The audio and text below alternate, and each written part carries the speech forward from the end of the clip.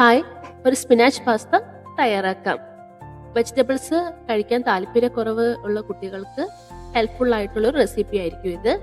ഇതിലേക്ക് ഞാൻ എടുക്കുന്ന വെജിറ്റബിൾസ് ക്യാരറ്റ്, ഉള്ളി, ബീൻസ്, ക്യാപ്സിക്കം, കുറച്ച് ഗാർലിക്, സ്പിനാച്ച്, കോളിഫ്ലവർ, ഇത്രയാണ് എടുത്തിരിക്കുന്നത്.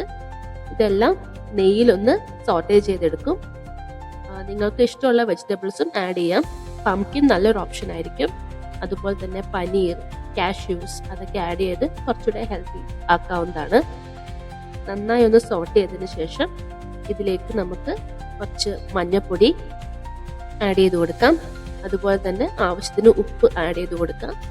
കുറച്ച് വെള്ളം ഒഴിച്ച് ഒന്ന് വേവിച്ചെടുക്കാവുന്നതാണ്.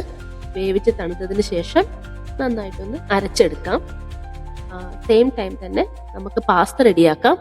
അതിലേക്ക് കുറച്ച് വെള്ളത്തിൽ ഉപ്പിട്ട് പാസ്ത വേവിക്കാം.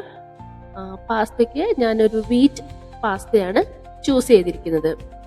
അത് റെഡിയായി കഴിഞ്ഞാൽ നമുക്ക് വീണ്ടും ഒരു പാത്രത്തിൽ കുറച്ച് ബട്ടർ ആഡ് ചെയ്യാം. അതിലേക്ക് ഞാൻ ഗോതമ്പ് പൊടിയാണ് ഇട്ട് കൊടുക്കുന്നത്. അതൊന്ന് സോട്ടേ ആയി കഴിഞ്ഞാൽ അതിലേക്ക് പാല് കുറച്ച് ഒഴിച്ചു കൊടുത്ത് പ്രോപ്പർലി മിക്സ് ചെയ്തെടുക്കാം. പിന്നെ ഈ വെജിറ്റബിൾ പ്യൂരിയും കൂടെ ആഡ് ചെയ്യാം. ഉപ്പും അതുപോലെ തന്നെ കുരുമുളക്, ഞാൻ ഒറിഗാനോ കൂടെ ആഡ് ചെയ്ത് കൊടുക്കുന്നുണ്ട് സീസണിങ്ങിന് വേണ്ടിയിട്ട്. അതിനുശേഷം ഈ ബോയിൽഡ് പാസ്തയും കൂടെ ചേർത്ത് നന്നായിട്ട് മിക്സ് ചെയ്ത് കൊടുക്കുക. റിക്വയർഡ് കൺസിസ്റ്റൻസി വരെ അത് ബോയിൽ ചെയ്യട്ടെ.